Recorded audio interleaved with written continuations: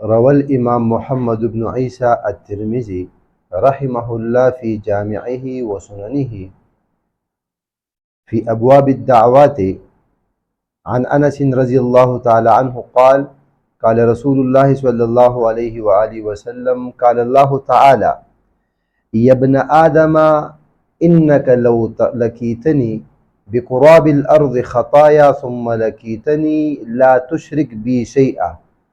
لأتيتك بقرابها مغفرة۔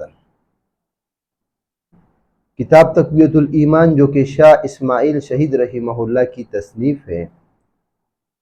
اس کا عنوان توحید اور مغفرت، یعنی اللہ کی وحدانیت، یہ سبب ہے انسان کی مغفرت کا۔ جو شخص موحد ہوگا اللہ رب العالمین اس کی بخشش کر دے گا،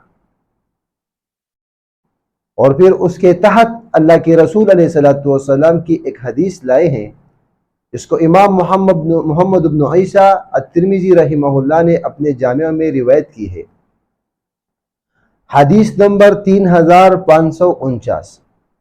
ابواب الدعوات میں۔ حدیث کے راوی انس بن مالک رضی اللہ تعالی عنہ ہے۔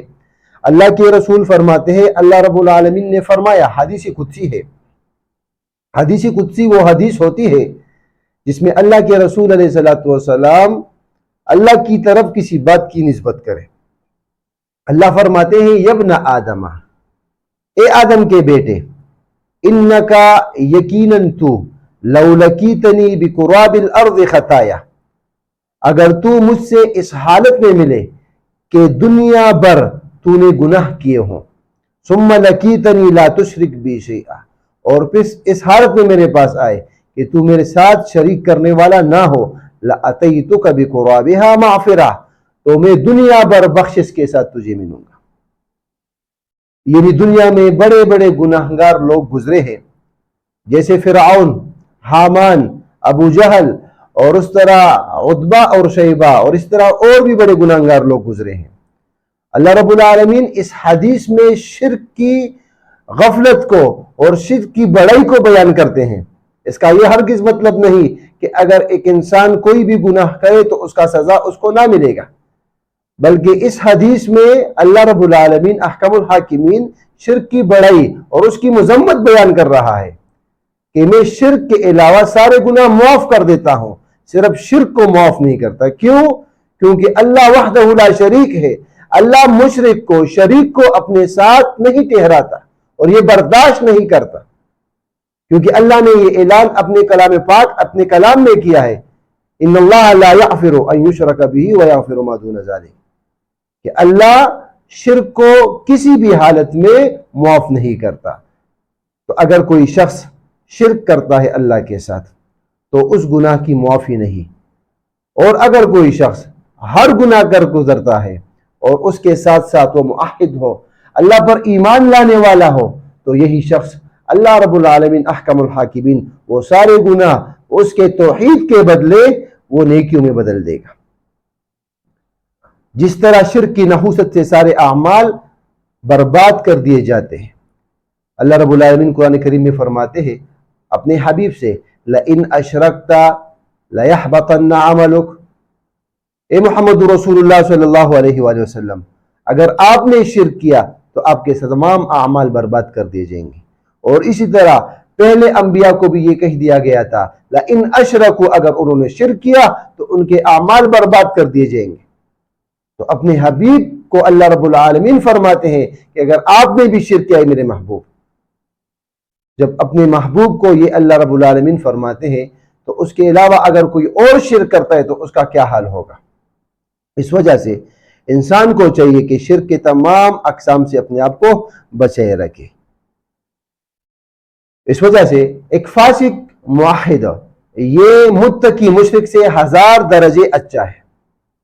ایک شخص ہے وہ گناہگار ہے لیکن اللہ کے ساتھ کسی کو شریک نہیں ٹھہراتا، یہ 1000 درجے اس شخص سے بہتر ہے کہ ہر وقت ایک شخص نوافل پڑھتا ہے، تلاوت قرآن مجید پڑھتا ہے، اور اسی طرح اور بھی نیکیاں کرتا ہے، دن رات اللہ کی خوشنودی کے لیے کرتا ہے، لیکن اس کے ساتھ ساتھ وہ شرک بھی کرتا ہے، تو اس مشرک سے وہ فاسق موحد وہ بہتر ہے۔ کیوں؟ وہ اللہ کی ذات میں، اللہ کی صفات میں اور اللہ کی کائنات میں اللہ کے ساتھ کسی کو شریک نہیں کرنے والا۔ اس طرح کہ ایک مثال میں ایک بات یہ بات واضح ہو جائے گی کہ ایک مجرم رعیہ تھی، یہ باغی خوش آمدی سے 1000 درجے اچھا ہے، کیونکہ وہ تو اپنی جرم کا اقرار کر رہا ہے۔ رعایا میں سے ایک بندہ جرم کرتا ہے اور وہ اپنی جرم کا اقرار کرتا ہے، اور اسی طرح دوسرا ایک شخص سے کہ وہ باغی ہے لیکن بادشاہ کی خوشامدی کرتا ہے، تو اس بغاوت کی وجہ سے وہ بادشاہ کی بادشاہت کو ختم کرنا چاہتا ہے، وہ بادشاہ کے ساتھ شریک کرنا چاہتا ہے، تو اس وجہ سے ایک مجرم رعیہ تھی، جیسا کہ مجرم رعیہ تھی ایک خوشامدی باغی سے 1000 درجے بہتر ہے، اس طرح ایک فاسق موحد یہ متقی بزرگ انسان سے اور مشرک سے یہ بہتر ہے 1000 درجے۔ اس وجہ سے ہمیں اس حدیث میں غور و فکر کرنی چاہیے کہ اللہ رب العالمین فرماتے ہیں کہ ایک شخص آسمان تک زمین بھرا ہوا گناہ لے کر میرے پاس آتا ہے، اس حالت میں کہ وہ شرک نہیں کرتا، تو میں سارے گناہ اس کے نیکیوں میں بدل دوں گا۔ تو اس سے یہ ثابت ہوتا ہے کہ شرک ایک عظیم گناہ ہے، اور توحید کی طرف اللہ رب العالمین ترغیب دیتا ہے اس آیت میں، اس حدیث میں۔ تو ہمیں بھی چاہیے کہ شرک سے اپنے آپ کو بچائے رکھیں، اور شرک کی تمام اقسام اور جتنے بھی اسباب ہیں اس سے اپنے آپ کو باخبر رکھیں اور پھر اس سے اپنے آپ کو بچائیں۔ وَأَقُولُ قَوْلِي هَٰذَا أَسْتَغْفِرُ اللَّهَ لِي وَلَكُمْ وَلِسَائِرِ الْمُسْلِمِينَ۔